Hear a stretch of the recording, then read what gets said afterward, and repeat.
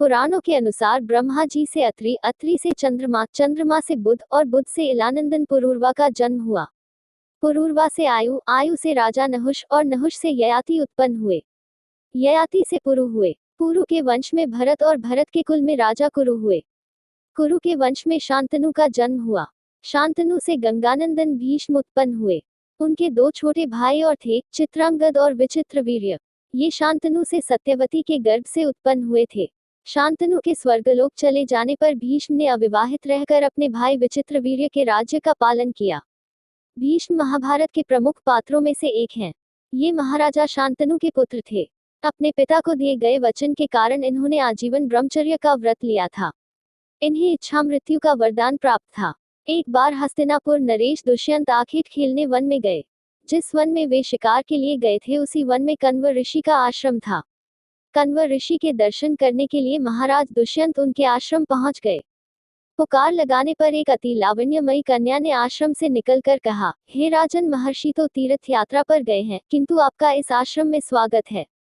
उस कन्या को देखकर महाराज दुष्यंत ने पूछा, बालिके आप कौन हैं? बालिका ने कहा, मेरा नाम शकुंतला है और मैं कण्व ऋषि की पुत्री हूँ। उस कन्या की बात सुनकर महाराज दुष्यंत आश्चर्यचकित होकर बोले, महर्षि तो आजन्म ब्रह्मचारी हैं, फिर आप उनकी पुत्री कैसे ही? उनके इस प्रश्न के उत्तर में शकुंतला ने कहा, वास्तव में मेरे माता पिता मेनका और विश्वामित्र हैं।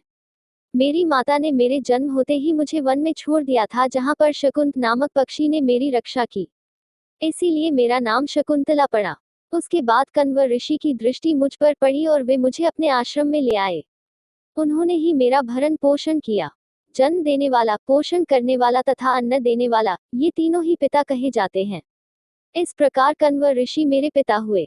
शकुंतला के वचनों को सुनकर महाराज दुष्यंत ने कहा, शकुंतले, तुम क्षत्रिय कन्या हो। यदि तुम्हें किसी प्रकार की आपत्ति न हो तो मैं तुमसे विवाह करना चाहता हूँ। शकुंतला भी महाराज दुष्यंत पर मोहित हो चुकी थी, अतः उसने अपनी स्वीकृति प्रदान कर दी। दोनों ने गंधर्व विवाह कर लिया। कुछ काल महाराज दुष्यंत ने शकुंतला के साथ विहार करते हुए वन में ही व्यतीत किया। फिर एक दिन वे शकुंतला से बोले, प्रियतमे, मुझे अब अपना राजकार्य देखने के लिए हस्तिनापुर प्रस्थान करना होगा। महर्षि कण्व के तीर्थ यात्रा से लौट आने पर मैं तुम्हें यहाँ से विदा कराकर अपने राजभवन में ले जाऊंगा। इतना कहकर महाराज ने शकुंतला को अपने प्रेम के प्रतीक के रूप में अपनी स्वर्ण मुद्रिका दी और हस्तिनापुर चले गए। एक दिन उसके आश्रम में दुर्वासा ऋषि पधारे। महाराज दुष्यंत के विरह में लीन होने के कारण शकुंतला को उनके आगमन का ज्ञान भी नहीं हुआ और उसने दुर्वासा ऋषि का यथोचित स्वागत सत्कार नहीं किया। दुर्वासा ऋषि ने इसे अपना अपमान समझा और क्रोधित होकर बोले, बालिके, मैं तुझे शाप देता हूँ कि जिस किसी के ध्यान में लीन होकर तूने मेरा निरादर किया है, वो तुझे भूल जाएगा। दुर्वासा ऋषि के शाप को सुनकर शकुंतला का ध्यान टूटा और वह उनके चरणों में गिरकर क्षमा प्रार्थना करने लगी। शकुंतला के क्षमा प्रार्थना से द्रवित होकर दुर्वासा ऋषि ने कहा, अच्छा, यदि तेरे पास उसका कोई प्रेम चिन्ह होगा तो उस चिन्ह को देख उसे तेरी स्मृति हो आएगी। महाराज दुष्यंत से विवाह से शकुंतला गर्भवती हो गई थी। कुछ काल पश्चात कण्व ऋषि तीर्थ यात्रा से लौटे तब शकुंतला ने उन्हें महाराज दुष्यंत के साथ अपने गंधर्व विवाह के विषय में बताया। इस पर महर्षि कण्व ने कहा, पुत्री, विवाहित कन्या का पिता के घर में रहना उचित नहीं है। अब तेरे पति का घर ही तेरा घर है। इतना कहकर महर्षि ने शकुंतला को अपने शिष्यों के साथ हस्तिनापुर भिजवा दिया। मार्ग में एक सरोवर में आचमन करते समय महाराज दुष्यंत की दी हुई शकुंतला की अंगूठी, जो कि प्रेम चिन्ह थी, सरोवर में ही गिर गई। उस अंगूठी को एक मछली निगल गई। महाराज दुष्यंत के पास पहुंचकर कण्व ऋषि के शिष्यों ने शकुंतला को उनके सामने खड़ी करके कहा, महाराज, शकुंतला आपकी पत्नी है, आप इसे स्वीकार करें। महाराज तो दुर्वासा ऋषि के शाप के कारण शकुंतला को विस्मृत कर चुके थे, अतः उन्होंने शकुंतला को स्वीकार नहीं किया और उस पर कुलटा होने का लांछन लगाने लगे। शकुंतला का अपमान होते ही आकाश में जोरों की बिजली कड़क उठी और सबके सामने उसकी माता मेनका उसे उठा ले गई। जिस मछली ने शकुंतला की अंगूठी को निगल लिया था, एक दिन वह एक मछुआरे के जाल में आ फंसी। जब मछुआरे ने उसे काटा तो उसके पेट अंगूठी निकली। मछुआरे ने उस अंगूठी को महाराज दुष्यंत के पास भेंट के रूप में भेज दिया। अंगूठी को देखते ही महाराज को शकुंतला का स्मरण हो आया और वे अपने कृत्य पर पश्चाताप करने लगे। महाराज ने शकुंतला को बहुत ढूंढवाया किंतु उसका पता नहीं चला।